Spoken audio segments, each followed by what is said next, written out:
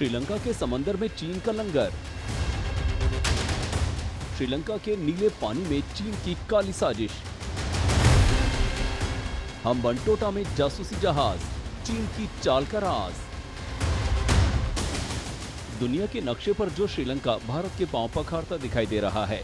आज की ताजा खबर यह है कि श्रीलंका दुनिया भर में अपने पांव पसार रहे चीन के कदमों पर पड़ा गिड़गिड़ा रहा है। और उसकी ताजा मिसाल है हम्बनटोटा बंदरगाह पर आकर लंगर डाल चुका चीन का ये जासूसी जहाज। इस जहाज ने श्रीलंका के नीले समंदर पर पहुंचकर हिंदुस्तान के भीतर तूफान खड़ा कर दिया है। ये हर प्रकार के मॉडर्न गैजेट से लैस है। कहा जाता है कि ये रिसर्च शिप है, लेकिन इसमें काबिलियत है हिंदुस्तान के साउथ से कोई भी सैटेलाइट लॉन्च है या मिसाइल लॉन्च है उसको डिटेक्ट कर सकता है।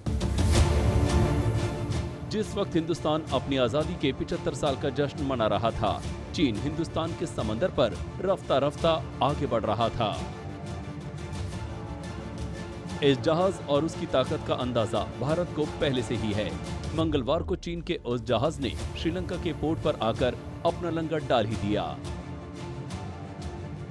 कहने को श्रीलंका का ये हम्बनटोटा पोर्ट पर चीन का कब्जा है, लेकिन चीन के इस जहाज का यहाँ पर आकर खड़ा होना किसी भी लिहाज से मामूली नहीं कहा जा सकता।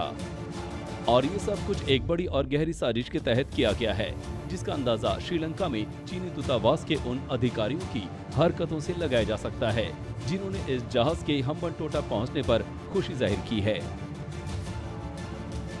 अगस्त 22 तक चीन ने श्रीलंका से इजाज़त मांगी है कि वो उसका जो चाहे उसको सर्वे शिप बोलते हैं, हम जानते हैं वो सर्वे शिप नहीं, जिस तरीके से उसके ऊपर रेडार लगे हुए हैं वो स्पाई शिप है चीन का।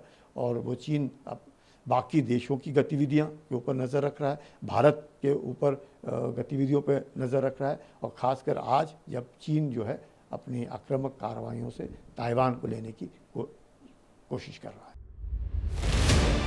ये बात तो किसी से भी छुपी हुई नहीं है कि अपने कर्ज के जाल में फंसाकर चीन ने श्रीलंका को मजबूर किया है।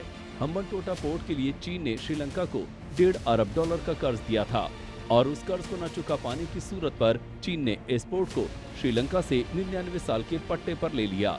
यानी एक लिहाज से इस पोर्ट पर चीन ने अपना जाल पूरी तरह से फैलाकर इसे अपनी बपौती मान लिया है। भारत पहले ही चीन की इन सारी चालों को समझता रहा है।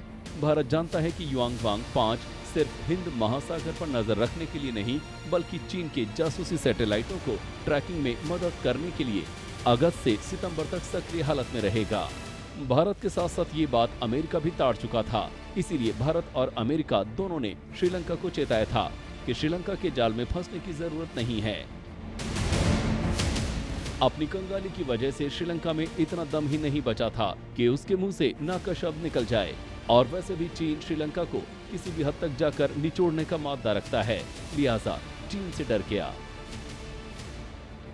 इसका हिंदुस्तान की सिक्योरिटी को ज़बरदस्त फर्क पड़ेगा।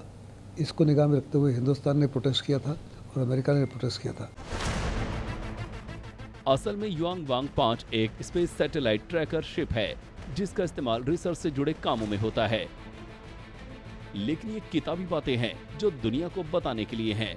असल में हकीकत ये है कि ये समुद्री जहाज चीन की आंख और कान बनकर श्रीलंका के हम्बनटोटा पोर्ट पर पहुंचा है, और ये यहाँ से आसानी से ओडिशा, आंध्र प्रदेश, तमिलनाडु और केरल में मौजूद भारत के बेहद सैन्य अड्डों, न्यूक्लियर प्लांट और मिसाइल टेस्टिंग रेंज की जासूसी कर सकता है। यही वजह है कि भारत ने इस शिप के श्रीलंका पहुंचने से पहले ही इसका विरोध किया था, मगर श्रीलंका की सरकार ने भारत की फिक्र से ज्यादा अपनी फिक्र का नतीजा चीन भारत के समंदर में आकर खड़ा हो गया।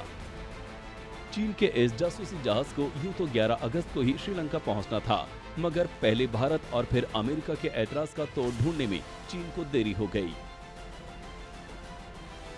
श्रीलंका ने पुष्टि की है कि उसने चीन से युआंगवांग 5 जहाज की हम्बनटोटा पोर्ट की यात्रा स्थगित करने के लिए कहा। इसके बाद चीनी दूतावास ने श्रीलंका सरकार से जहाज को डॉक करने के लिए जरूरी मदद का अनुरोध किया। 12 अगस्त को चीनी दूतावास ने श्रीलंका के विदेश मंत्रालय को एक नोट भेजा। इसमें लिखा था कि जहाज युआंगवांग 5 16 अगस्त को हम्बनटोटा पोर्ट पर पहुंचेगा। और 22 अगस्त तक रहेगा। चीन ने श्रीलंका को भरोसा दिया है कि जहाज का इस्तेमाल जासूसी के लिए नहीं किया जाएगा। साथ ही ये भी दलील दी गई है कि इस जहाज को सिर्फ रिफ्यूलिंग के लिए इजाजत दी गई है।